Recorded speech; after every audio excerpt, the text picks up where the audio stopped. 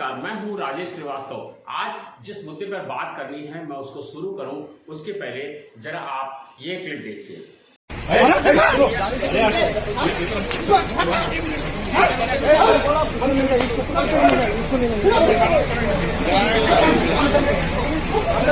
जब वहाँ से जब अतिक्रमण हटा रहे थे तो जैसे वहाँ लोग पहुँचे तो मैं भी वहाँ पे पहुँच गया। तो देखा वहाँ पे जो अतिक्रमण हटा रहे थे, जो अतिक्रमण में नहीं था उसको भी उन्होंने तोड़ना शुरू किया। तो मैं हम वहाँ पे जो है कि वीडियो बनाने लगे। उतनी समय गौर एसओ आकर मेरे मोबाइल को लेकर खींच लिया। उसके बाद मेरे साथ बदसलूकी भी किया, मेरे साथ बदतमीजी करते हुए उन्होंने 2-3 थप्पड़ मुझे मार दिया। इस बात पे जो है कि जब हमने विरोध किया, हमने मुझको बताया कि मैं एक पत्रकार हूँ, और उसके बाद भी उन्होंने गाली वगैरह देने लगा और काफ़ी मतलब मुझे धक्का मारा। मेरे पैर में जो राड पड़ी हुई है ऑलरेडी, और मैं चलने के योग्य नहीं हूँ। जहाँ पे मेरे पास देखिए इसके सहारे मैं चल रहा हूँ। उसके बाद मैंने उनको बताया कि ऐसी स्थिति है और मैं सिर्फ वीडियो बनाने यहाँ पे आया था, लेकिन उन्होंने माना नहीं। फिर भी मेरे साथ जो है कि कम से कम 5-6 थप्पड़ मुझे मारा। मारने के बाद मुझे ले जाके थाने में जो बंद किया। तो क्या इसकी शिकायत आपने कहीं किसी उच्च अधिकारी को किया? जी, इसका जो है कि अभी मैंने जो है एडीओ बस फोन किया था, लेकिन मेरा जो है कि फोन उन्होंने रिसीव न करके उन्होंने ब्लॉक लिस्ट में कर दिया। मैं दिखा भी सकता हूं कि एक रिंग जाता है, उसके बाद उन्होंने अब तक जो है कि रिप्लाई नहीं दिया। और किसके पास किए थे? मैंने उनके पास जो मैंने किया था, जो मैंने आईजी जी के पास मैंने कॉल किया था, लेकिन उन्होंने मेरा फोन जो है कि 2-3-4 बार रिंग गया। रिंग जाने के बाद मेरा ब्लैंक लिस्ट में नंबर डाल दिया गया। कोई अप्लाई नहीं किया। किस चैनल के आप रिपोर्टर हैं? देखिए, मैं भारत न्यूज का प्रधान संपादक हूँ और स्वदेश में मैं रिपोर्टर हूँ। क्या नाम है आपका? शैलेंद्र शाह। कौन सा स्थान है ये? पवनान। जो आएगी सबसे पहले आप लोग लगवाएंगे, क्योंकि सोशल डिस्टेंसिंग का पालन आप लोग। सर, सराय नायक पत्रकारों के साथ कैसे न्याय होगा सर? ज्यादा समस्या गौशालाओं की है सर, कैसे न्याय? सर, सराय नायक पत्रकार जो पिटे हैं, कैसे न्याय होगा? पत्रकारिता छोड़ करके नेतागिरी करो। नहीं सर, एक बार बताए एप्लीकेशन दे चुके पास नेतागिरी कर रहे हो। वीडियो क्लिप को आपने देखा होगा और मुझे लगता है कि काफी हद तक आप समझ गए होंगे मुझे किस मुद्दे पर बात करनी है। अंग्रेजी में एक कहावत है, pen is mightier than sword, यानी कलम तलवार से अधिक शक्तिशाली होती है। लेकिन उत्तर प्रदेश के मुख्यमंत्री योगी आदित्यनाथ ने साबित कर दिया है कि कलम से ज्यादा ताकतवर होता है प्रशासन, पुलिस और अपराधी। ये अक्सर पेन की नींव तोड़ दिया करते हैं। जी हाँ, यह सब कुछ उत्तर प्रदेश में ही हो रहा है और कमोबेश यही स्थिति आजकल देश की भी है। उत्तर प्रदेश में सरकार कोई भी रही हो, लेकिन पत्रकारों को धमकाने, पीटने और हत्या के मामलों में कोई कमी नहीं आती है। लोकसभा में पेश किए गए राष्ट्रीय अपराध ब्यूरो यानी एनसीआरबी का डाटा अगर माने, जो हमारे पास अब तक 2019 तक का उपलब्ध है, इस 2019 तक के रिकॉर्ड यह बताता है कि 2013 से लेकर के अब तक की सरकार, अब तक देश में पत्रकारों पर सबसे ज्यादा हमले उत्तर प्रदेश में ही हुए हैं। 2013 में से लेकर अब तक उत्तर प्रदेश में पत्रकारों पर हमले के करीब 67 केस अकेले उत्तर प्रदेश में दर्ज किए गए हैं। दूसरे नंबर पर 50 मामलों के साथ मध्य प्रदेश है। तीसरे स्थान पर 22 हमलों के साथ बिहार आता है। आपको बता दें, मीडिया कर्मियों के लिए यूपी सरकार अब सुरक्षित नहीं रह गई है, क्योंकि 2013 से लेकर अब तक उत्तर प्रदेश में करीब 7 पत्रकारों की हत्या भी हो गई है। लोकसभा में एनसीआरबी का जो डेटा रखा गया उसके मुताबिक 2013 में अब तक के सबसे ज्यादा हमले भी अकेले उत्तर प्रदेश में हुए हैं। 2013 से लेकर अब तक हमलों के मामलों में ही 67 केस दर्ज हुए हैं। आपको बता दें कि ये जो हमले हैं ये लगातार बढ़ते जा रहे हैं और सरकारें लगातार ये सफाई देती जा रही हैं कि हम उत्तर प्रदेश सबके लिए सुरक्षित है। एनसीआरबी की रिपोर्ट के मुताबिक 2000 हमले में 2014 में 63 केस, 2015 में 1 केस और 2016 में 3 मामले पत्रकारों पर हमले के दर्ज किए गए, जबकि 2014 में सिर्फ 4 लोग, 2015 में 1 को भी नहीं और 2016 में 3 लोगों को पत्रकारों पर हमला करने के मामले में गिरफ्तार किया गया। 2017 में आई जबकि 2013 से लेकर 2017 तक योगी अखिलेश यादव यानी समाजवादी पार्टी की सरकार थी। वह दौर भी कम पत्रकारों के लिए मुश्किल बना नहीं रहा, लेकिन उसके बाद से जब योगी सरकार आई तो लोगों को लगा था कि सरकार में पत्रकारों को अपनी बात रखने का ज्यादा मौका मिलेगा, लेकिन कमोबेश स्थिति बद से बदतर होती चली जा रही। 2017 में आई योगी आदित्यनाथ की सरकार, उसी साल eye of the Indian crime report, Indian freedom report के अनुसार पूरे प्रदेश में 2017 में पत्रकारों पर 46 हमले हुए, यानी कि जिस साल योगी सरकार ने शपथ दी उसी साल एक साल के अंदर पत्रकारों पर करीब 46 हमले हुए। इस रिपोर्ट के अनुसार 2017 में पत्रकारों पर जितने भी हमले हुए उसमें सबसे ज्यादा हमले 13 हमले पुलिस वालों ने किए थे, जबकि 10 हमले पॉलिटिकल पार्टीज के नेताओं ने और कार्यकर्ताओं ने किए। तीसरे नंबर पर 6 हमले अज्ञात अपराधियों की ओर से पत्रकारों पर किए गए। वर्ल्ड प्रेस फ्रीडम इंडेक्स 2019 की माने तो भारत में पत्रकारों की स्वतंत्रता और उनकी सुरक्षा दोनों ही खतरे में है। इस संगठन ने जो अपनी रिपोर्ट जारी की है उसके मुताबिक उसने विश्व की बात की है, तो विश्व के हिसाब से अगर मैक्सिको की बात करें तो मैक्सिको मीडिया के लिए सबसे खतरनाक जगह है। अब तक इस देश में करीब 100 से ज्यादा जर्नलिस्ट की हत्याएं हो चुकी हैं, जबकि पत्रकारों के लिए सबसे खतरनाक जगह चीन, सोमालिया और क्यूबा भी है। वहीं यह भी बताया गया है कि सबसे सुरक्षित जगह नॉर्वे है। वहां पर पत्रकारों को जितनी आज़ादी है काम करने की उतनी शायद दुनिया के किसी भी देश में नहीं है। नॉर्वे में मीडिया पर किसी तरह का प्रतिबंध नहीं है, वहां खबरों को लिखने की आज़ादी है और पत्रकारों पर हमले भी शून्य हैं। वर्ल्ड प्रेस फ्रीडम इंडेक्स के अनुसार 12 जून 2019 तक दुनिया भर में करीब 16 पत्रकारों की हत्याएं हो चुकी हैं। यह 2019 तक का आंकड़ा है हमारे पास, तब तक के 16 पत्रकारों की हत्याएं पूरे देश में हो गई थी। पिछले 3 महीने का अगर आप बात करें तो अगर जो 2019 का जो राष्ट्रीय क्राइम अपराध ब्यूरो का डेटा था यानी एनसीआरबी का, वह हमने आपको बताया। अब अगर 2020 का जो हमने अपने आंकड़े से जुटाए हैं तो आप देखिए कि पिछले 19 से लेकर के 2020 तक का यानी 1 साल का दौर अभी खत्म नहीं हुआ है और अभी 6-7 महीने ही हुए हैं, और इन महीनों में पत्रकारों पर करीब 20 से ज्यादा हमले हो चुके हैं। कई पत्रकारों की गिरफ्तारी हो चुकी है।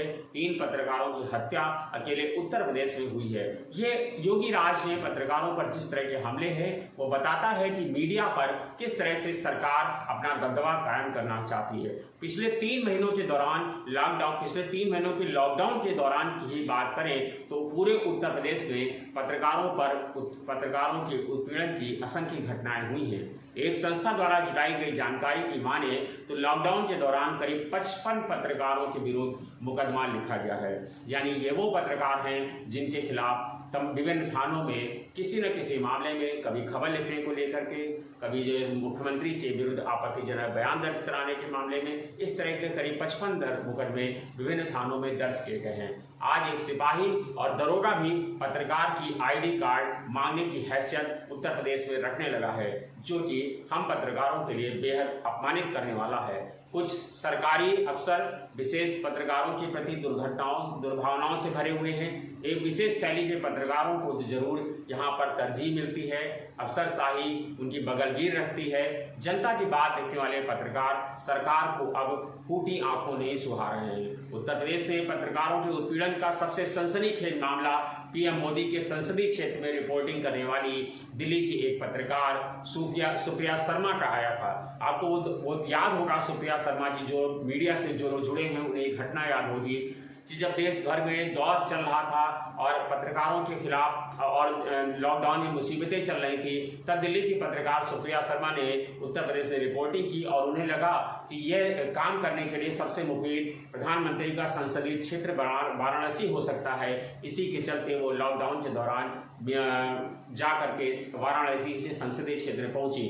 वहां उन्होंने रिपोर्टिंग करने के लिए सबसे अच्छा लगा। उन्हें लगा कि यहाँ की असलियत प्रधानमंत्री तक पहुँचेगी और प्रधानमंत्री के संसदीय क्षेत्र की हालत देश तक पहुँचेगी। इसी मकसद को लेकर के जब वो वाराणसी जा पहुंची तो उन्होंने इसे समझने के लिए प्रधानमंत्री का संसदीय क्षेत्र चुना और उन्होंने वहाँ जून के पहले सप्ताह तक रही, यानी कि अप्रैल से लेकर के और जून तक का जो पीरियड था उसको कवर करना चाहती थी और उन्होंने ग्राउंड जीरो से करीब 8 रिपोर्टें लिखी।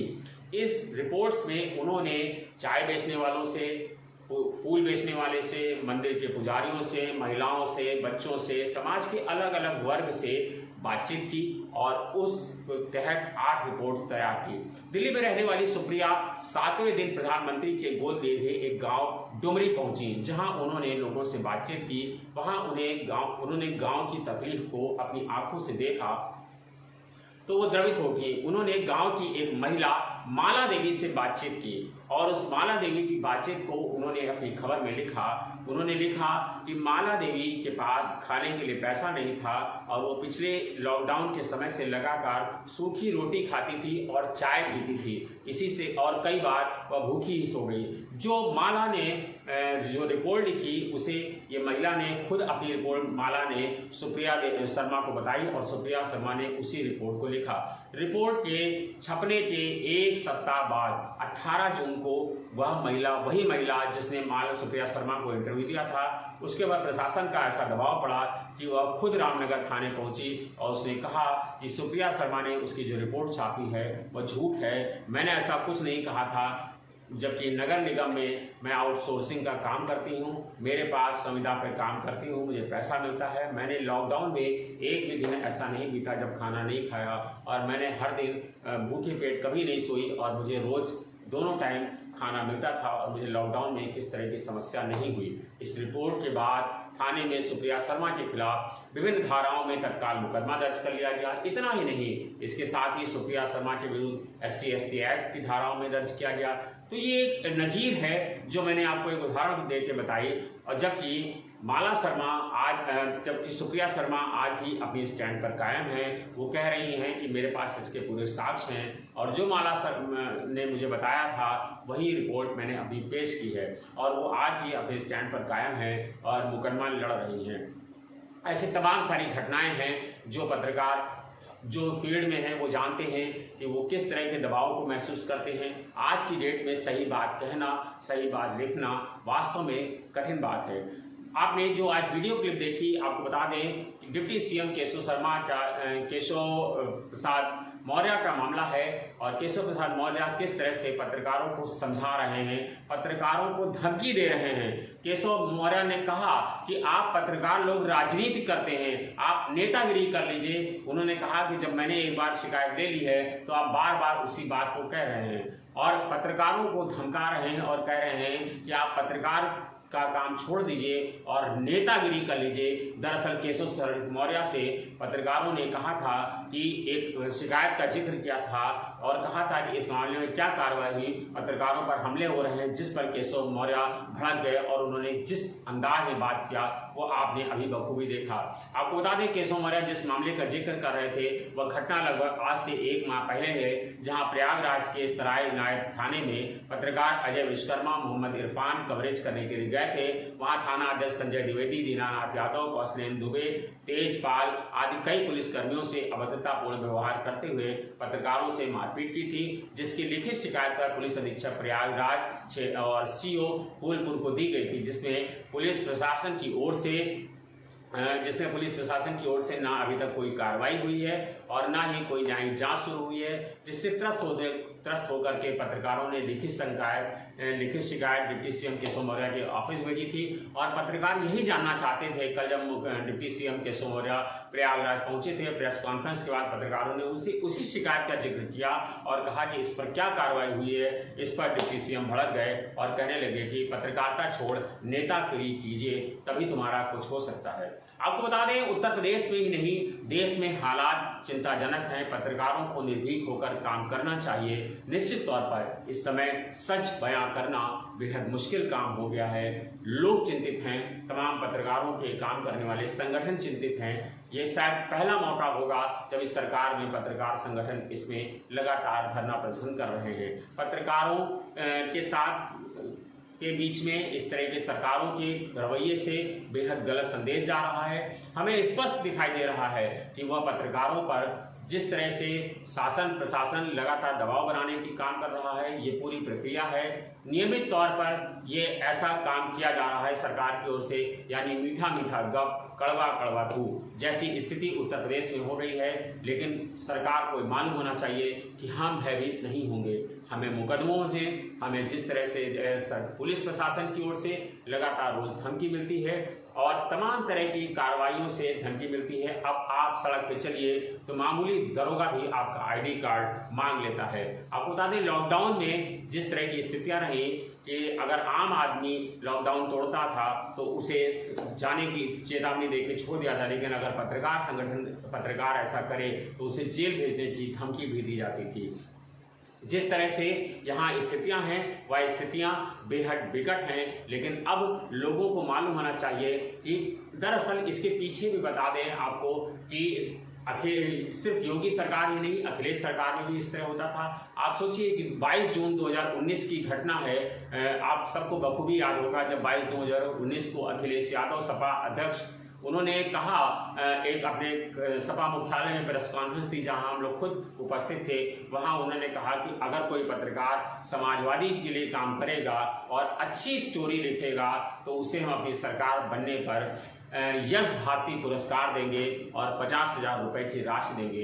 ये इस तरह के प्रलोभन है जिसको आप समझ सकते हैं कि किस तरह से पत्रकारों का उपयोग ये सियासी दल करते हैं और जो भी उनके मुफीद होता है उसे यश भारती मिलता है, उसे पुरस्कार मिलते हैं, उसे 50,000 रुपए मिलते हैं, सरकारी मकानों की इमदाद बांटी जाती है। लेकिन ये सिर्फ उन्हीं लोगों के लिए होता है जो सरकार के बगलगीर होते हैं और सरकार के पक्ष में लिखते हैं। अगर आप सच बात लिखते हैं तो निश्चित रूप से आपके साथ कभी भी कोई कार्रवाई हो सकती है। आप उसके लिए निसंदेह तैयार रहिए। धन्यवाद, शुक्रिया।